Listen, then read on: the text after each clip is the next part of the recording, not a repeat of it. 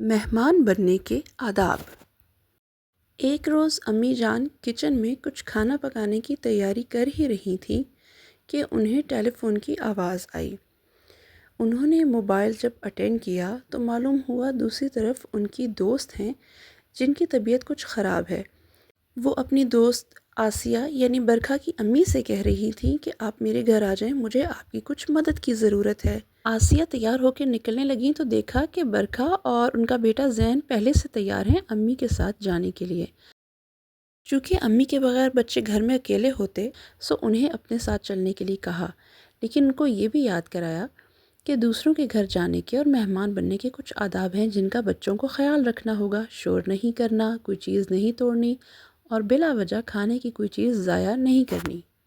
امی کے ساتھ ان کی دوست کے گھر جاتے ہوئے بچوں نے انہیں یقین دلایا کہ وہاں جا کے وہ بہت مہذب انداز سے پیش آئیں گے اور کوئی لڑائی جھگڑا بھی نہیں کریں گے۔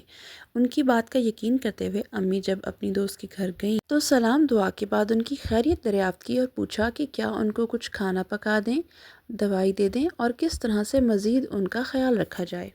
امی کو باتوں میں مصروف دیکھ کر بچے دوسرے کمرے میں گئے اور ان کی نظر کھلونوں پر پڑی۔ ان کا دل کیا وہ کھلونوں سے کھیلیں، جس میں کوئی بری بات نہیں ہے، لیکن اجازت لینا اور اجازت لے کے کھلونے استعمال کرنا زین کو تو بھول ہی گیا۔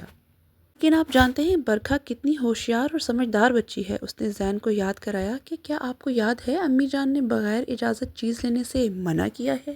زین نے بالکل برکھا کی بات پر دھیان نہیں دیا اور جو ہی ہادی اپنے کمرے میں آیا اور اس نے اپنے کھلونے زین کے ہاتھ میں دیکھے اس نے رونا شروع کر دیا۔ یہ دیکھ کر برکھا بہت پریشان ہوئی۔ اس نے زین کو سمجھانے کی کوشش کی۔ اس نے کہا کہ زین اگر آپ نے میزبانوں کو تنگ کیا تو امی آئندہ آپ کو کہیں لے کر نہیں جائیں گی۔ زین کو بھی یقین ہو گیا کہ واقعی امی جان اپنی دوست کی مدد میں مصروف ہیں، اگر میں نے انہیں تنگ کیا تو آئندہ مجھے کہیں نہیں لے کے جائیں گی۔ زین نے یہ سوچ کر ہادی کو اس کا ٹیڈی بیئر واپس کر دیا اور وہ بہت خوش ہو گیا۔ برکھا بہت خوش تھی کہ آج اس نے اپنی امی جان کی مدد کی ہے۔ جب وہ گھر آئے تو امی نے اچھا مہمان بننے پر بچوں کو شاباش دی۔